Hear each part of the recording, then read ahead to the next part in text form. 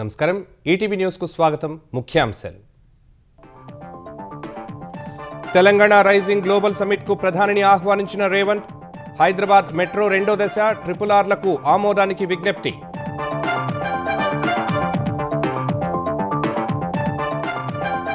Global summit కు పలువురు కేంద్ర మంత్రులు కాంగ్రెస్ నేతలను ఆహ్వానించిన సీఎం హిందూ దేవుళ్లపై వ్యాఖ్యలను వక్రీకరించారని వెల్లడి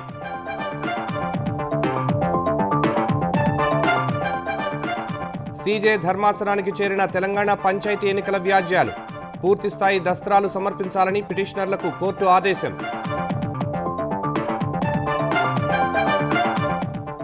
ఏపీలో అన్ని నదులను అనుసంధానిస్తామన్న చంద్రబాబు గోదావరి జలాలను వంశధార పెన్నాకు తీసుకెళ్తామని స్పష్టం చేసిన సీఎం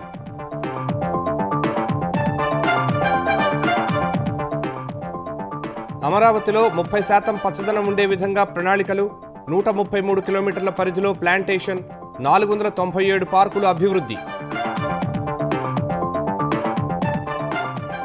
చిత్తశుద్ధితో పార్టీ కోసం పనిచేసే వారిని తప్పకుండా గుర్తిస్తామన్న పవన్ కూటమి ధర్మాన్ని ఖచ్చితంగా పాటించాల్సిందేనని స్పష్టీకరణ డాలర్తో పోలిస్తే జీవితకాల కనిష్టానికి పడిపోయిన రూపాయి 90 రూపాయల 15 పైసల అత్యల్ప స్థాయిని నమోదు చేసిన భారత కరెన్సీ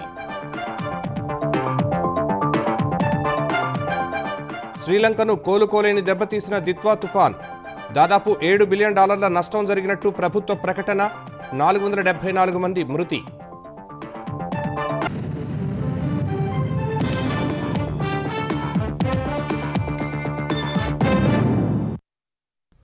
హైదరాబాద్ భారత్ ఫ్యూచర్ సిటీలో నిర్వహించనున్న తెలంగాణ రైజింగ్ గ్లోబల్ సమిట్ కు రావాలని ప్రధాని నరేంద్ర మోదీని ముఖ్యమంత్రి రేవంత్ రెడ్డి ఆహ్వానించారు.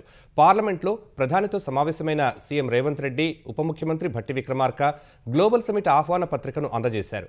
వికసిత్ భారత్ 2047 లక్ష్యాలకు అనుగుణంగా $3 ట్రిలియన్ ఆర్థిక వృద్ధి లక్ష్యంగా తెలంగాణ భవిష్యత్తు సంకల్పంతో ముందుకు సాగుతోందని ప్రధానికి సీఎం వివరించారు. తెలంగాణ రైజింగ్ విజన్లో చేపడుతున్న అభివృద్ధి పనులకు కేంద్రం సహాయ సహకారాలు అందించాలని ప్రధానిని కోరారు. 43,848 కోట్ల అంచనా వ్యయమయ్యే హైదరాబాద్ మెట్రో రైలు రెండో దశ విస్తరణను కేంద్ర రాష్ట్ర ప్రభుత్వాల జాయింట్ వెంచర్గా చేపట్టాలని కోరారు. హైదరాబాద్ రీజనల్ రింగ్ రోడ్డు ఉత్తర భాగానికి ఆమోదం సహా దక్షిణ భాగం నిర్మాణానికి అనుమతులు ఇవ్వాలని కోరారు. రీజనల్ రింగ్ రైల్ ప్రాజెక్టును వీలైనంత తొందరగా చేపట్టాలని విజ్ఞప్తి చేశారు. హైదరాబాద్ నుంచి అమరావతి మీదుగా బందర్ పోర్టు వరకు 12 లేన్ల greenfield expressway, Hyderabad Bengaluru high speed corridor, Hyderabad Srisailam elevated corridor నిర్మాణ ప్రతిపాదనలను ఆమోదించాలని వినతిపత్రం అందించారు. కేంద్ర మంత్రులు రాజ్నాథ్ సింగ్, మనోహర్ లాల్ ఖట్టర్లను కూడా సీఎం గ్లోబల్ సమిట్కు ఆహ్వానించారు. కాంగ్రెస్ అగ్రనేతలు సోనియా గాంధీ, రాహుల్ గాంధీ, ప్రియాంక గాంధీలను గ్లోబల్ సమిట్కు రేవంత్ రెడ్డి ఆహ్వానించారు. తరువాత జాతీయ మీడియా ప్రతినిధులతో ఇష్టాగోష్ఠి మాట్లాడిన రేవంత్ తెలంగాణలో 10 ఏళ్లు కాంగ్రెస్ తన నేతృత్వంలో ప్రభుత్వమే ఉంటుందని చెప్పారు. తాను పార్టీలో అంతర్గతంగా మాట్లాడిన విషయాల్లో ముందు వెనుక కత్తిరించి కొంతమంది తప్పుడు ప్రచారం చేస్తున్నారని ఆరోపించారు. ఇలా ప్రచారం చేయడం ద్వారా ఉత్తర భారతంలో కూడా తనను పాపులర్ చేస్తున్నందుకు సంతోషమేనని చెప్పుకొచ్చారు.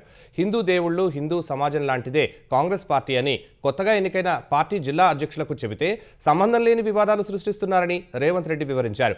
పార్టీ నాయకుడిగా ఎలా పనిచేయాలనేది వివరించే క్రమంలో తాను చేసిన వ్యాఖ్యలను పూర్తిగా వక్రీకరించారని చెప్పారు. జూబ్లీహిల్స్ ఉప ఎన్నికలో డిపాజిట్ కోల్పోయినందునే ఈ విషయాన్ని పెద్దది చేసి వివాదాస్పదం చేస్తున్నారని రేవంత్ రెడ్డి ఆరోపించారు.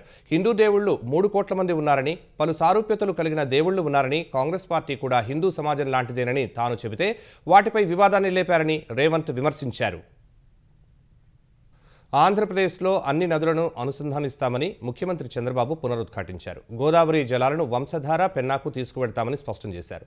రైతులకు గిట్టుబాటు ధర దక్కే వరకు ప్రయత్నాలు కొనసాగిస్తూనే ఉంటామని తెలిపారు. విద్యుత్ ఛార్జీలు పెంచకుండా నాణ్యమైన విద్యుత్ సరఫరా చేస్తామని సీఎం పేర్కొన్నారు. తూర్పుగోదావరి జిల్లా నల్లజర్లలో రైతన్న మీకోసం కార్యక్రమంలో పాల్గొన్న సీఎం చంద్రబాబు రైతులు, రైతు కుటుంబాలతో ముఖాముఖి నిర్వహించారు. ప్రభుత్వ పంచసూత్రాలపై రైతులకు అవగాహన కల్పించారు. వ్యవసాయాన్ని లాభసాటిగా మార్చడంపై రైతులకు మార్గనిర్దేశనం చేశారు. స్థానిక వ్యవసాయ క్షేత్రాన్ని పరిశీలించి వివరాలు అడిగి తెలుసుకున్నారు. అనంతరం ప్రజావేదిక సభలో మాట్లాడిన సీఎం రైతుల సమస్యలపై ప్రధానంగా దృష్టి సారిస్తున్నామని తెలిపారు. అభివృద్ధి చేస్తానని హామీ ఇచ్చామని అమలు చేస్తున్నామన్నారు. సూపర్ 6 సహా ఇచ్చిన హామీలన్నీ ఒక్కొక్కటిగా నెరవేరుస్తున్నామని చెప్పారు. నీటి వనరులు పెంచేందుకు అనేక ప్రయత్నాలు చేస్తున్నామని తెలిపారు. నదుల అనుసంధానానికి ప్రణాళికలు చేశామని చంద్రబాబు వివరించారు. రైతు గిట్టుబాటు ధర రావాలి, మీరు కూడా ఆదాయాన్ని పెంచుకునే పరిస్థితి రావాలి. నేను చాలా సమస్యల పరిష్కారం చేయగలుగుతున్నాను, కానీ రైతు సమస్యలు మాత్రం కొంచెం సమయం కూడా పడుతుంది. దీనికి కూడా కారణాలు చెప్తున్నాను. కానీ ఎట్టి పరిస్థితిలో ఈ సమస్యకు పరిష్కార మార్గం దొరికే వరకు, రైతులకు న్యాయం దొరికే వరకు, గిట్టుబాటు ధర వచ్చే వరకు పోరాడుతూనే ఉంటాను. కరెంటు విషయంలో మీరు ఒకసారి చూస్తే అస్తవ్యస్తం చేసి వెళ్లారు. ఇంటి మీదనే కరెంటు తయారు చేసుకోవడం, సోలార్ ఉత్పత్తి చేసుకోవడం, మీ పొలంలోనే కరెంటు ఉత్పత్తి చేసుకోవడం కుసుమ్ ద్వారా, ఇంకా అవసరం సబ్ స్టేషన్ లోనే కరెంటు ఉత్పత్తి చేసి అక్కడే ఇచ్చి ట్రాన్స్మిషన్ లాసెస్ తగ్గించడం, ఇలాంటి వినూత్నమైన కార్యక్రమాల ద్వారా భవిష్యత్తులో కరెంటు ఛార్జీలు పెంచకుండా క్వాలిటీ కరెంట్ ఇచ్చే పరిస్థితికి వస్తాం. కృష్ణా గోదావరి నీళ్లన్నీ సముద్రంలోకి పోతున్నాయి. అందుకే ఈ రెండు అనుసంధానం చేస్తాం, పెన్నా వరకు తీసుకెళ్తాం. ప్రతి ఒక్క ఎకరాకు నీళ్లు ఇచ్చే బాధ్యత నేను తీసుకుంటా. ఇది సాధ్యం. దానికి ప్రణాళికలు కూడా తయారు చేశాం. జగన్ హయాంలో చేసిన భూముల గోల్మాల్ సరిచేసేందుకే ఎక్కువ సమయం కేటాయించాల్సి వస్తోందని సీఎం తెలిపారు.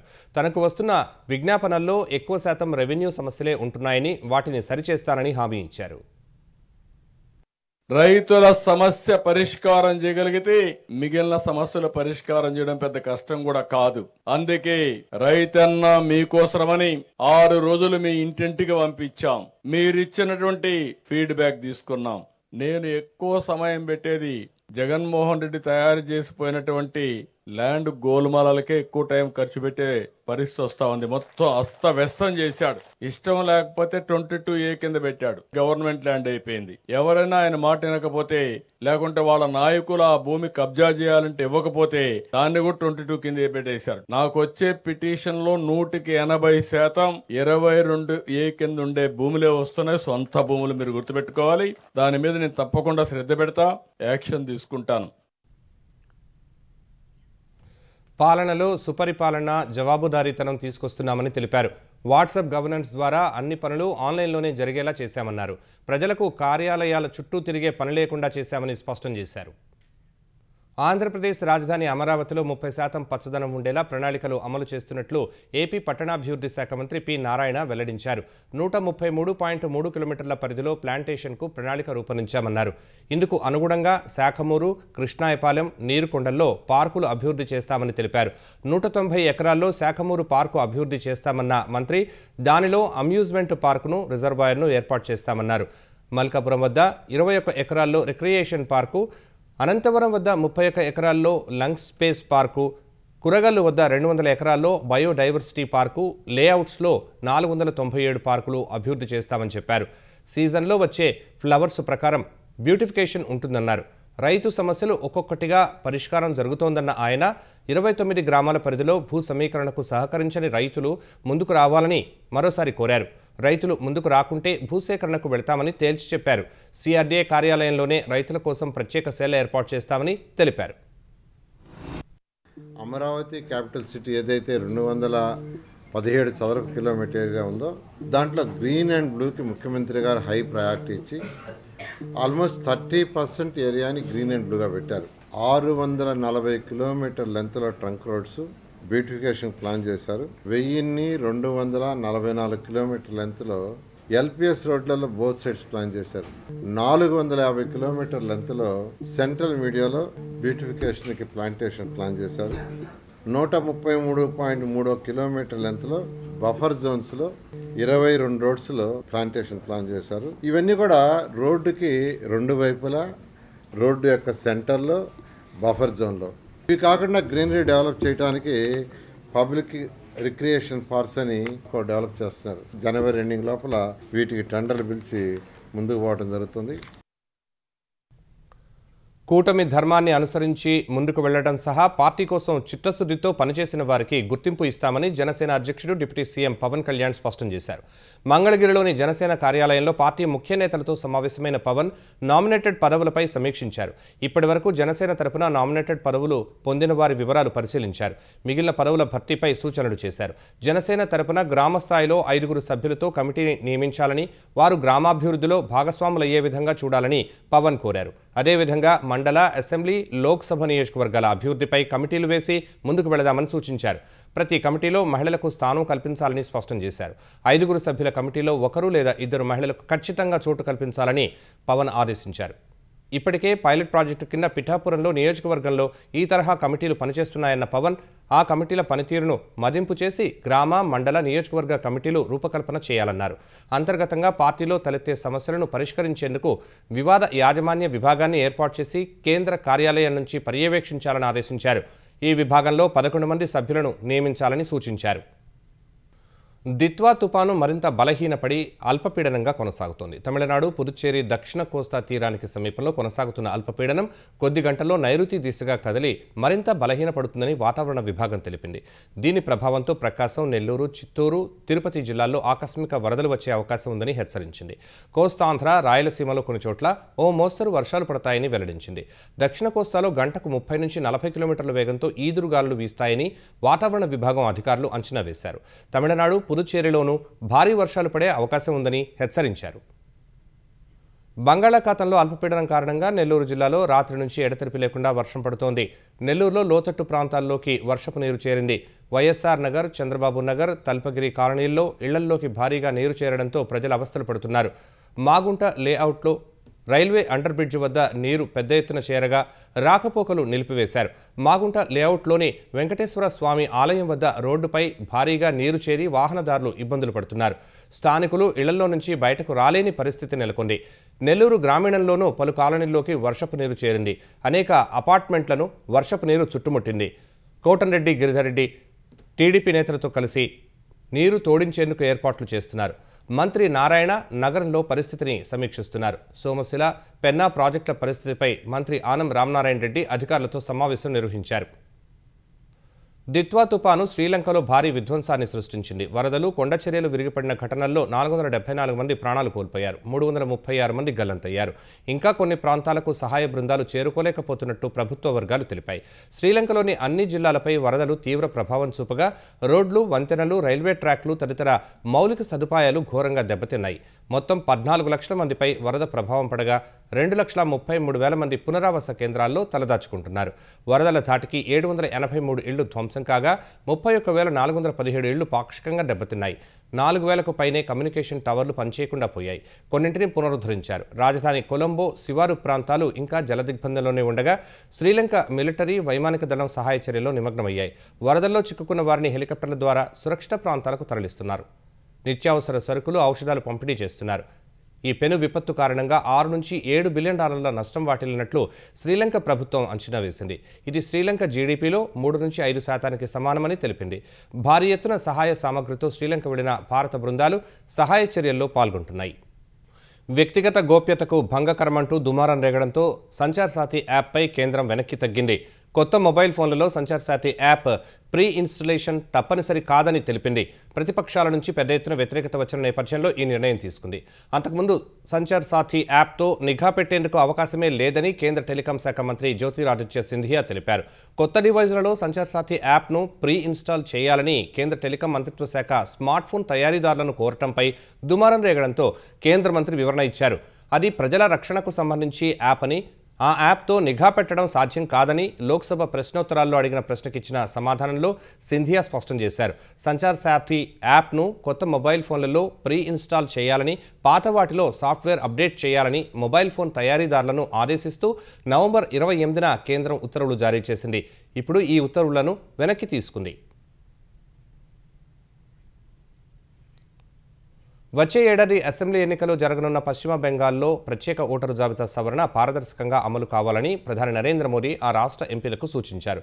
పశ్చిమ బెంగాల్లో జరుగుతున్న ఎస్ఐఆర్పై దుమారం రేగుతున్న వేళ ప్రధాని మోదీ ఆ రాష్ట్రానికి చెందిన బీజేపీ ఎంపీలతో సమావేశమయ్యారు.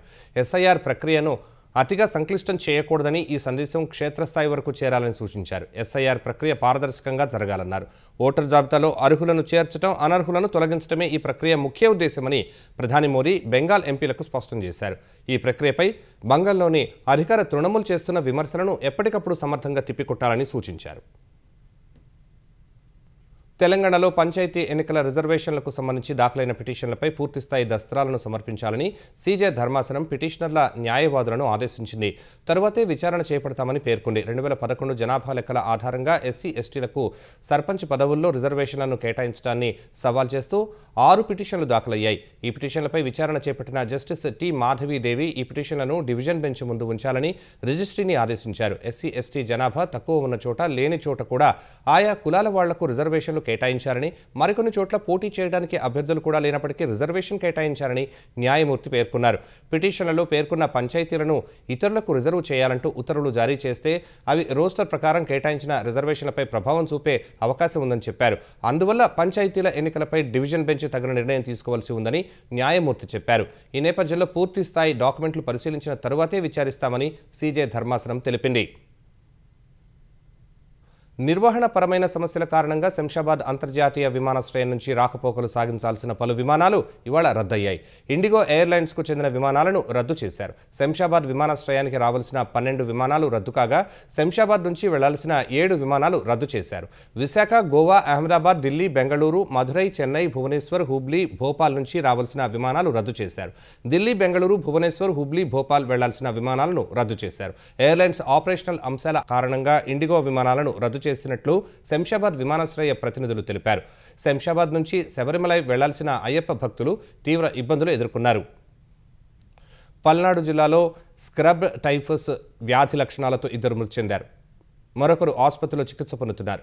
ముప్పాళ్ల మండలం రుద్రవరంకు చెందిన ఇంటర్ విద్యార్థిని 20 ఏళ్ల జ్యోతి స్క్రబ్ టైఫస్ వ్యాధి లక్షణాలతో గుంటూరులోని ప్రైవేట్ ఆసుపత్రిలో చికిత్స పొందుతూ మృతి చెందింది.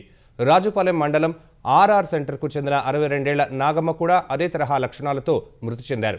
రాజుపాలెం మండలం కొత్తూరులో 72 ఏళ్ల సాలమ్మ అనే వృద్ధురాలికి స్క్రబ్ టైఫస్ తరహా లక్షణాలతో ప్రస్తుతం చికిత్స జరుగుతోంది. స్క్రబ్ టైఫస్ కాటుతో సోకే బ్యాక్టీరియా ప్రభావాన్ని గుర్తించేందుకు గుంటూరు జీజీహెచ్లో ప్రయోగశాల ఉందని జిల్లా వైద్యాధికారి డాక్టర్ రవి తెలిపారు. అనుమానిత లక్షణాలు ఉన్నవారి రక్త నమూనాలు పంపితే నిర్ధారణ పరీక్షలు చేస్తామన్నారు.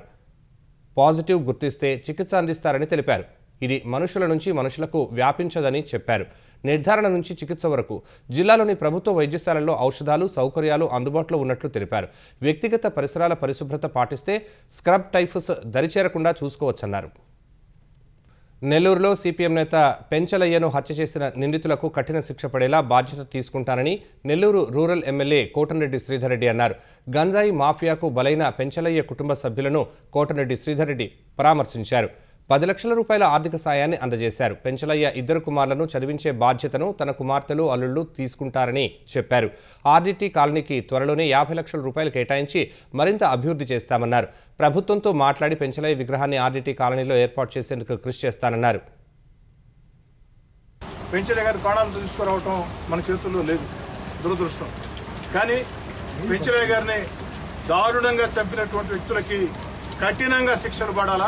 మరోసారి ఈ గంజాయి బ్యాచ్ ఇలాంటి చర్యలకు పాల్పడాలంటే గడగడ గడగడ గడగడ ఉడికే విధంగా ఈ గంజాయి బ్యాచ్ ఊరును వదిలి వెళ్లే విధంగా, మళ్లీ జీవితంలో గంజాయిని ప్రోత్సహించకుండా చేసే విధంగా ఆ యొక్క పెంచలయ్య గారి హంతకులకి కఠిన శిక్షలు పడాలా. ఆ బాధ్యత నేను తీసుకుంటున్నా. ఆ యొక్క గంజాయికి వ్యతిరేకంగా ఒక పటిష్టమైన ఉద్యమాన్ని, ప్రజా ఉద్యమాన్ని నిర్వహించాల్సిన అవసరం ఉంది. ఆ బాధ్యత కూడా తీసుకుంటాను. భారత సైన్యంలో సేవలందించేందుకు మరో బ్యాచ్ అగ్నివీరులు సిద్ధమయ్యారు. హైదరాబాద్ ఆర్టిలరీ కేంద్రంలో కొంతకాలంగా శిక్షణ తీసుకుంటున్న అగ్నివీరులు ఇవాళ శిక్షణ పూర్తి చేసుకున్నారు. ఈ బ్యాచ్ పాసింగ్ అవుట్ పరేడ్ ఉదయం ఆర్టిలరీ సెంటర్లో జరిగింది. అగ్నివీరులు నిర్వహించిన మార్చ్ పాస్ట్ అందరినీ ఆకట్టుకుంది. శిక్షణా కాలంలో ప్రతిభ కనబరిచిన అగ్నివీరులకు ఆర్మీ అధికారి లెఫ్టినెంట్ జనరల్ అదోష్ కుమార్ పతకాలు బహూకరించారు. 2050 నాటికి భారత్ను అగ్రగామి దేశంగా నిలపడంలో అగ్నివీరుల పాత్ర కూడా ఉంటుందని అదోష్ కుమార్ అన్నారు. హైదరాబాద్ చాంద్రాయణగుట్ట పోలీస్ స్టేషన్ పరిధిలో ఈ ఉదయం ఆటోలో 2 మృతదేహాలు కనిపించాయి. రోమన్ హోటల్ వద్ద ఆగి ఉన్న ఆటోలో 2 వ్యక్తుల మృతదేహాలను స్థానికులు గుర్తించారు. వెంటనే పోలీసులకు సమాచారం అందించారు. ఘటనా స్థలానికి చేరుకున్న పోలీసులు మృతదేహాలను పరిశీలించారు. క్లూస్ టీంను రప్పించి ఆధారాలు సేకరించారు. మృతదేహాల పక్కనే 3 సిరంజీలను గుర్తించారు. ఇంజెక్షన్ ద్వారా మారక ద్రవ్యాలు తీసుకుని ఉంటారని అనుమానిస్తున్నారు. డ్రగ్స్ అధికంగా తీసుకోవటం వల్లే చనిపోయారా అనే కోణంలో దర్యాప్తు చేస్తున్నారు. మృతదేహాలను ఉస్మానియా మార్చురీకి తరలించారు. ఆటో డ్రైవర్లు జహంగీర్, ఇర్ఫాన్ చనిపోయినట్లు పోలీసులు తెలిపారు. డ్రగ్స్ తీసుకున్నారో లేదో శవ పరీక్షలో తెలుస్తుందని ఏసీపీ సుధాకర్ చెప్పారు.